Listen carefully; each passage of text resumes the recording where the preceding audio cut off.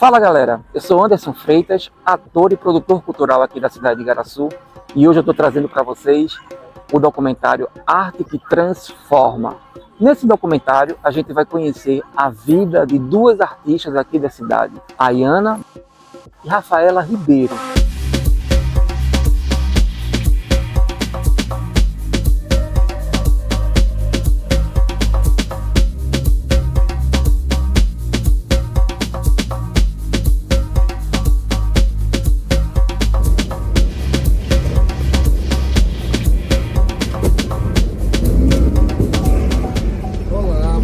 Olá, boa tarde. Tudo bem? Tudo bem. Meu Deus, que sol! Prazer te conhecer. Igualmente. Tudo bem? Tudo na paz. Ayana é professora concursada do governo do estado de Pernambuco e ministra as disciplinas de Artes e Biologia na Escola João Pessoa Guerra, no município de Igaraçu. Eu sou mestre em Biociência e faço doutorado em Biociência também, Que bacana. aqui na Rural. Então, tua primeira formação é Biologia, é licenciada em Licenciado em Biologia. Eu comecei a graduação em 2015 e me formei em 2019. Aí fiz o mestrado durante a pandemia, em 2020 a 2022.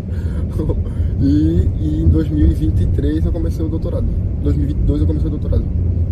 Nossa, e tu começou a graduação a primeira bem novinha então, né? Porque tu tem 26 agora, né? Isso. Eu terminei o colégio com 16 anos, eu estudei lá em Igaraçu, no Santos Cosme de Damião. Minha vida inteira eu estudei lá. E aí assim que eu me formei, que eu terminei o ensino médio, eu entrei na universidade. Sim. Não foi tão fácil, foi uma processão assim. Parecia que ia e não ia, foi um momento de muita loucura. A gente tá vindo aqui agora pegar a Rafaela Ribeiro. Ela trabalha um dos trabalhos dela na Secretaria de Saúde de Igaraçu. E a gente vai acompanhar ela até lá e vai acompanhar essa rotina dela. E ela vai falar um pouquinho desse trabalho dela pra gente.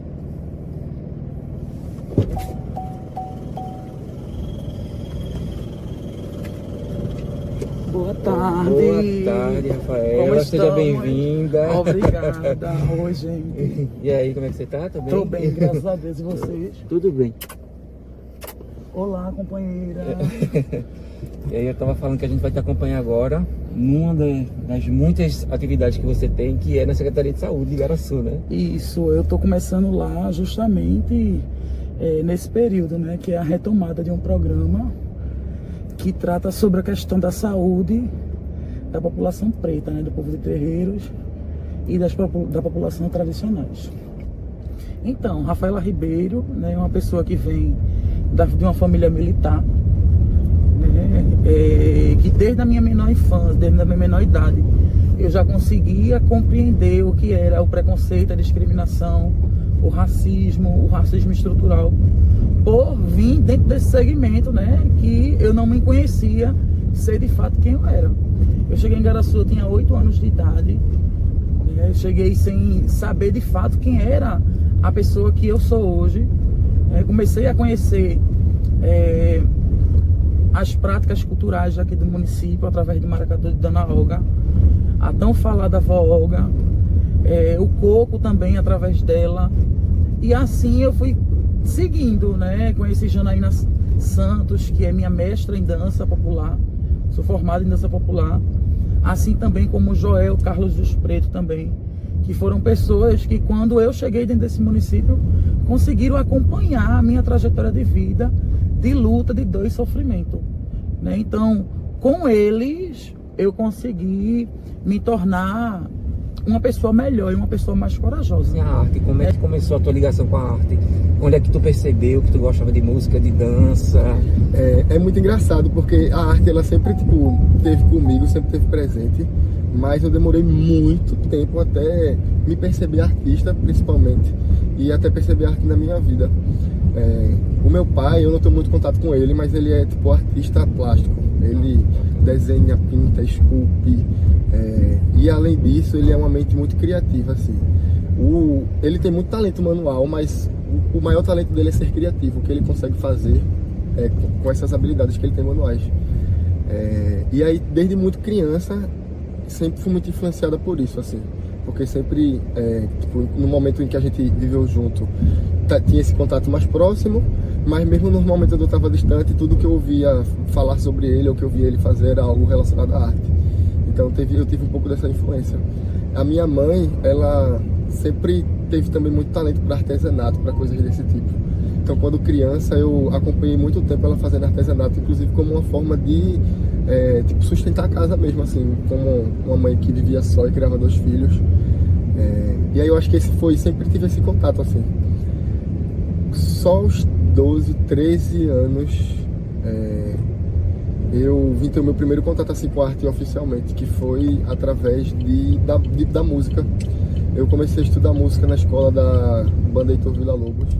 Vindo para Igaraçu, eu me descobri a minha diversidade, descobri a minha religião, consegui compreender o que de fato eu sou e para que eu vim para esse plano, né, para a vida material.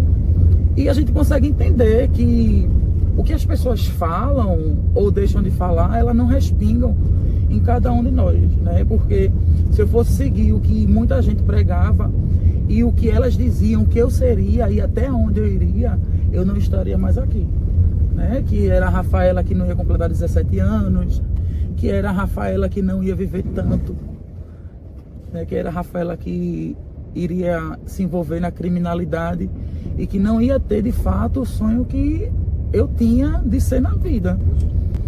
E aí eu acho que essa experiência de entrar na banda, começar a estudar música, foi o divisor de águas, assim.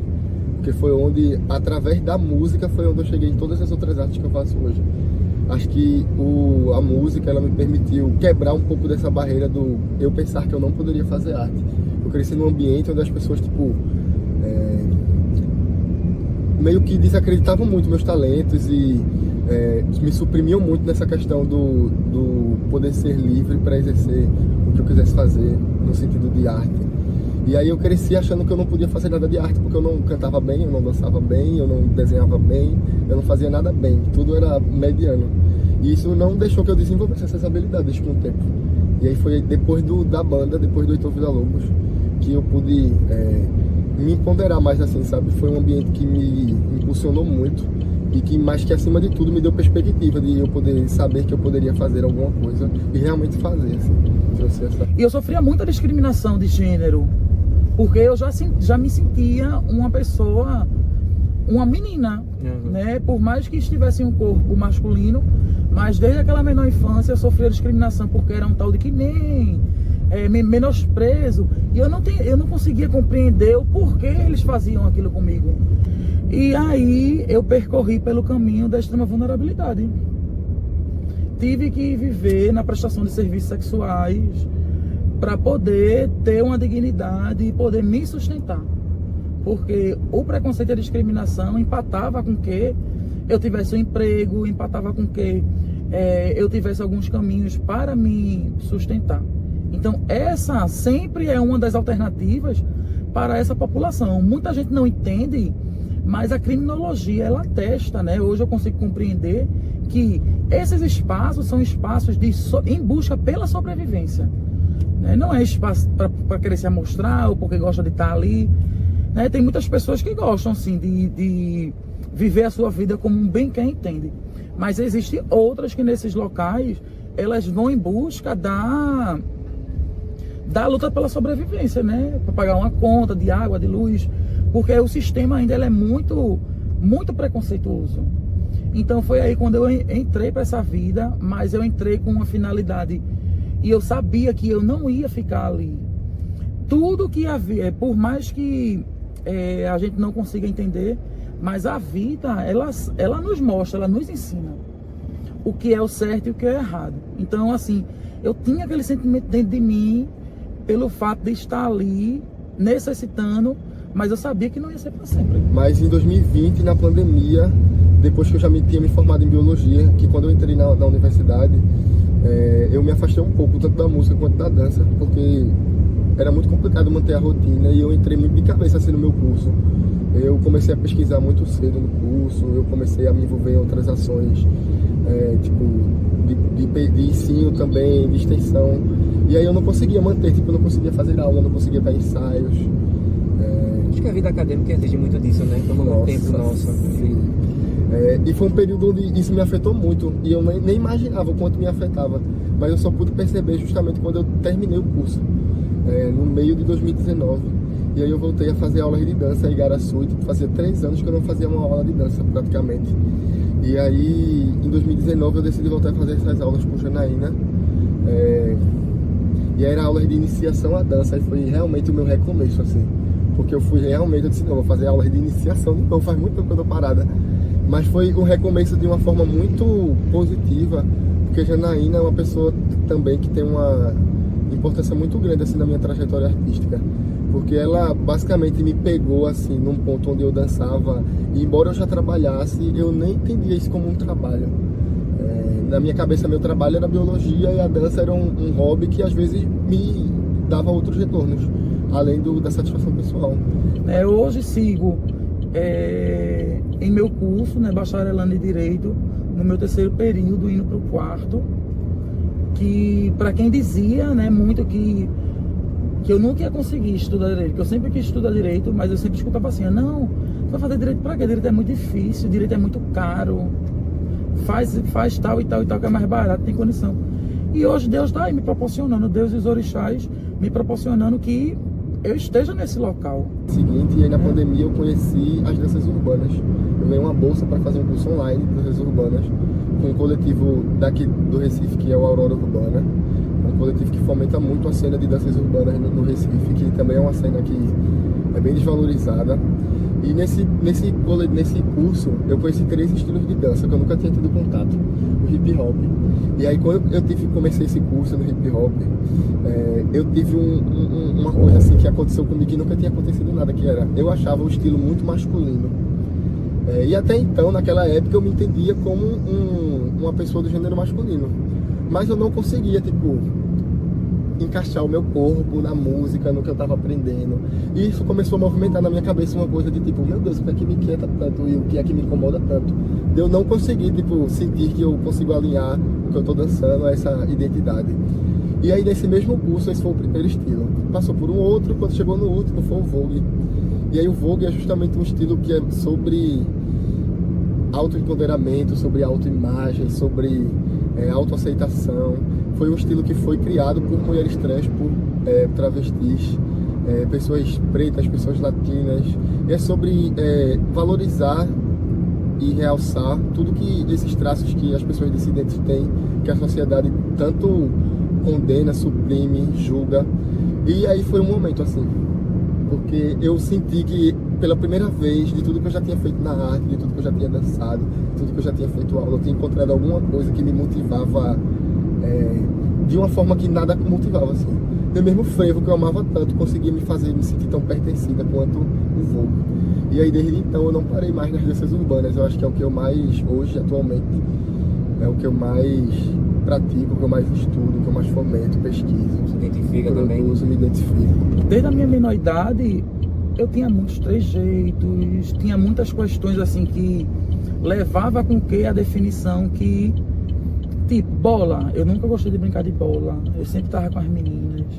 E eu sempre ouvia, aquela questão assim, as pessoas me julgando, eu não conseguia entender o que era, mas eu conseguia assim entender que era algo diferente. Então assim, desde a minha menor idade, eu sempre tive essa condição de vida de orientação sexual diferenciada. Quando meu pai saiu de casa, foi que aí eu comecei a utilizar traje feminino, calça, percata, e assim comecei, a seguir.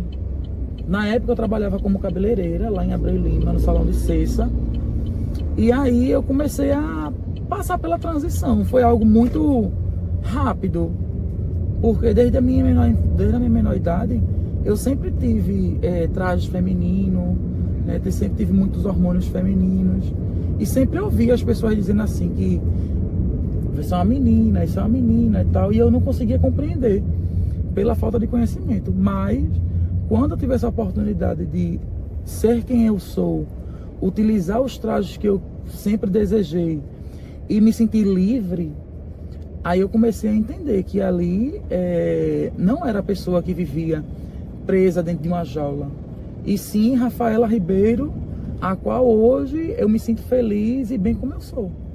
E a gente consegue provar, assim, que não tem isso não, o que é meu é meu.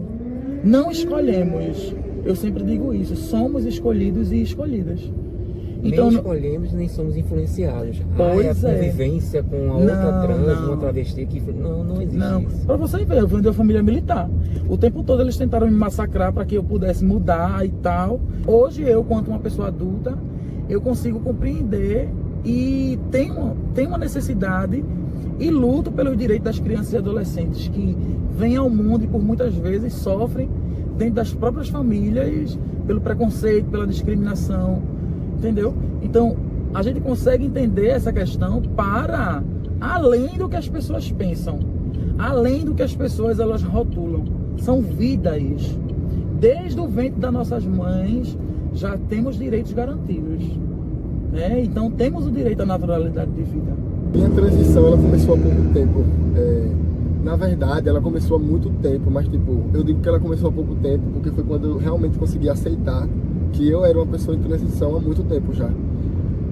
Na pandemia, eu comecei a ter esse tipo de... Esse questionamento ficou um pouco mais forte na minha cabeça. E é muito engraçado porque eu acho que a pandemia foi uma coisa que mexeu com todo mundo, né? Não tem que não tenha sido afetado de alguma forma. Eu acho que nos 3 primeiros meses, presa em casa, sem ter tipo, tantas obrigações, tantos compromissos, tendo um tempo maior para ter um contato comigo mesma, essa coisa da transição na minha cabeça começou a gritar assim, todos os dias. Eu acho que por ser uma pessoa que tipo, cresceu num contexto muito difícil, a gente tem outras prioridades, tipo sobreviver.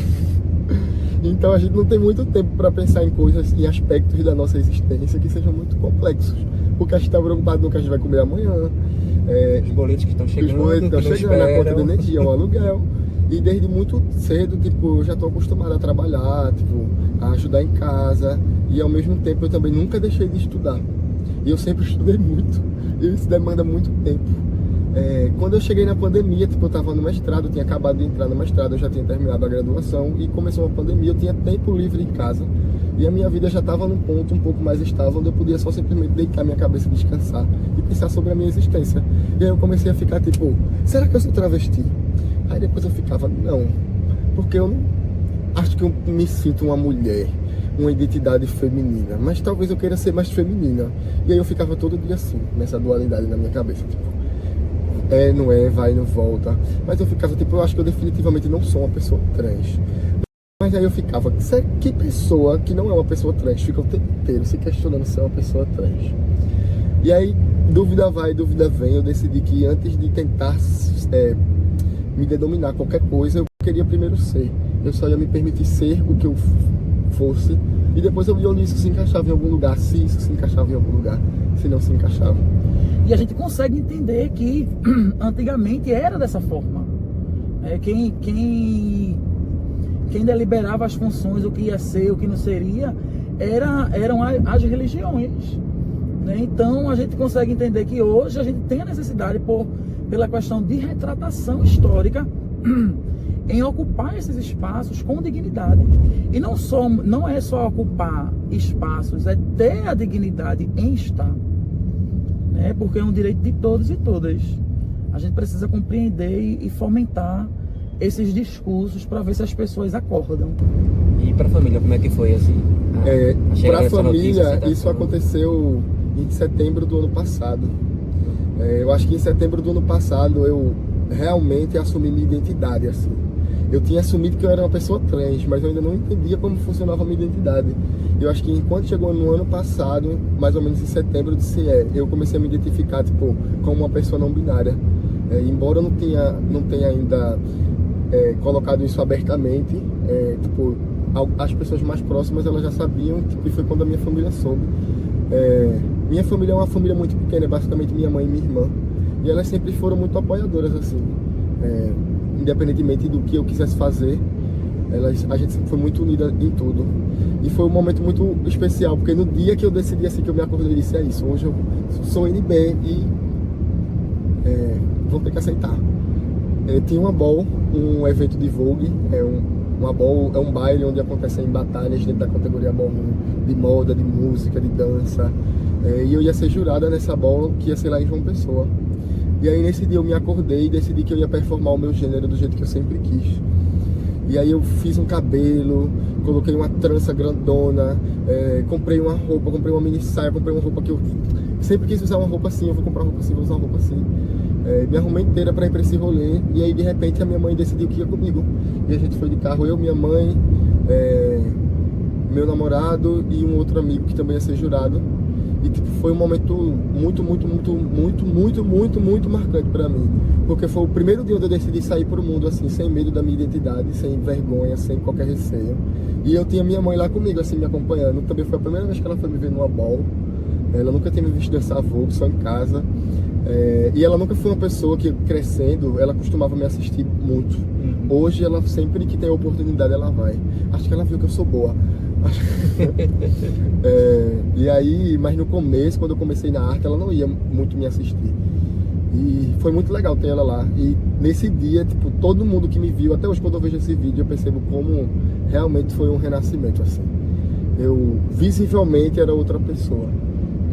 Na atitude, no jeito de se portar, mas eu consigo me lembrar da sensação, porque é uma sensação que eu sinto até hoje, desde esse dia, que é a sensação de me sentir mais em mim, assim, de me sentir mais completa, de me sentir mais confiante, de ter muitos receios que eu tinha em momentos sociais, em momentos com outras pessoas, eu não tive nesse dia, e desde então eu continuo sempre nesse ritmo.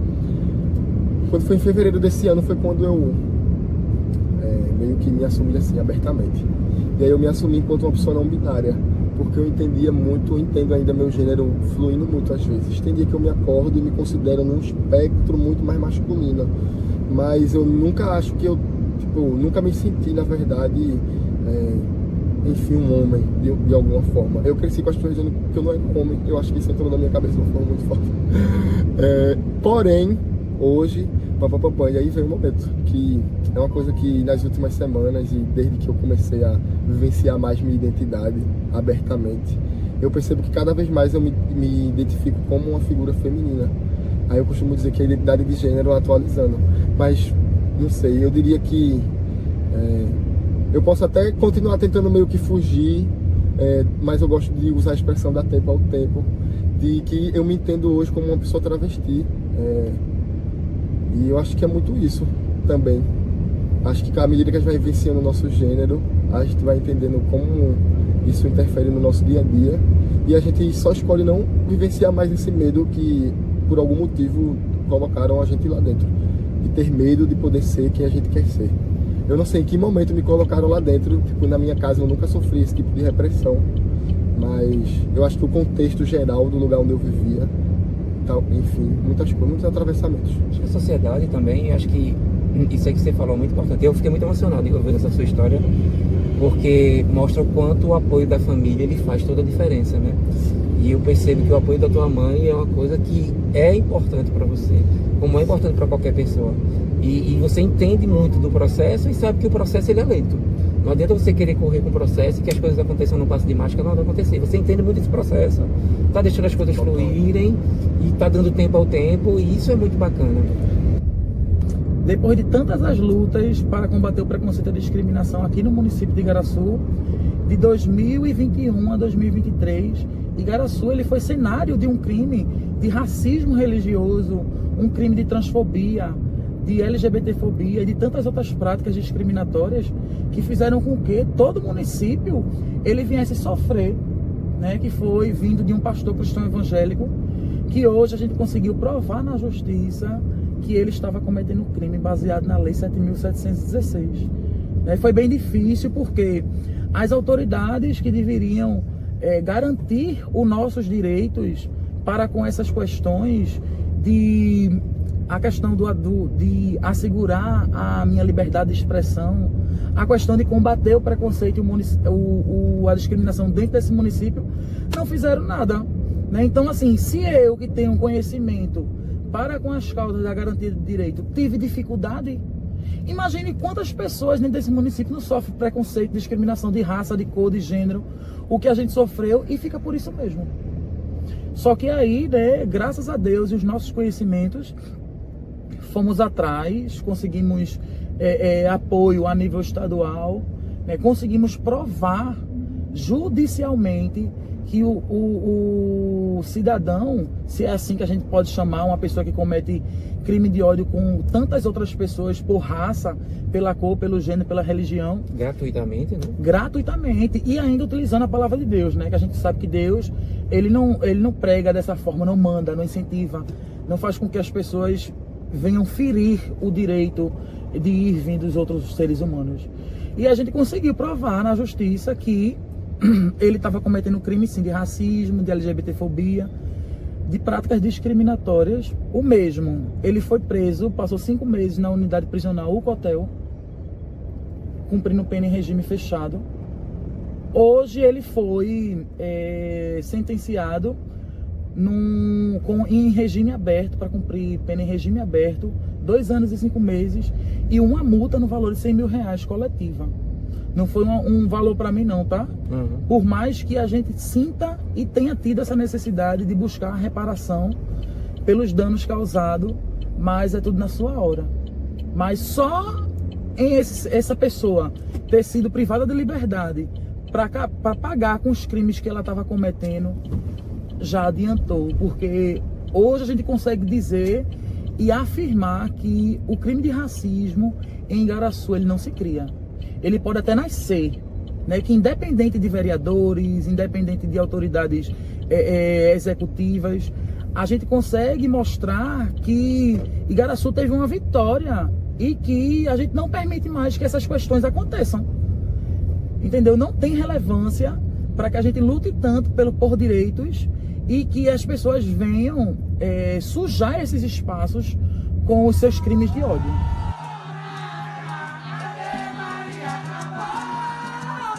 A marginalização nas relações afetivas no ambiente de ensino, no mercado de trabalho e nas políticas públicas é uma realidade para as pessoas transexuais e travestis no Brasil.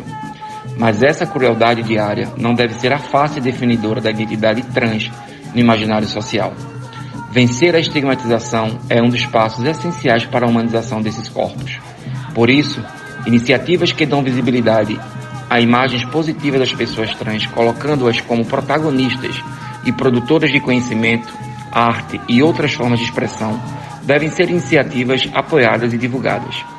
Como podemos ver nesses 2 exemplos, a arte é uma parte importante da vida humana e pode ter um impacto positivo em muitos aspectos da nossa existência. A arte salvou e salva todos os dias pessoas trans, como Ayana e Rafaela.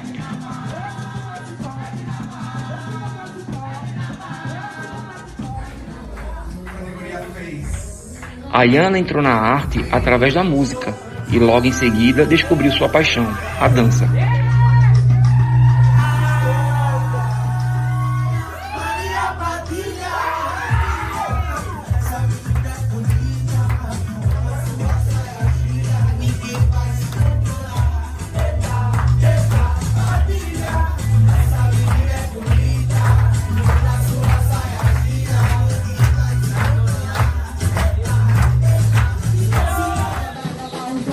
Rafaela iniciou na arte com a dança popular e hoje é a primeira mulher trans vocalista de um grupo de coco no Brasil.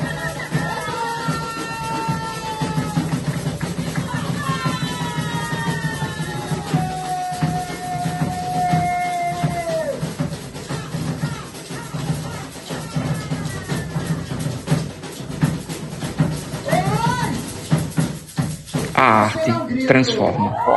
Eu espero que com esse documentário eu possa ter trazido para a sociedade uma reflexão do quanto é difícil ser uma pessoa trans aqui no Brasil, o país onde mais se mata pessoas transexuais no mundo, só por elas serem quem elas são.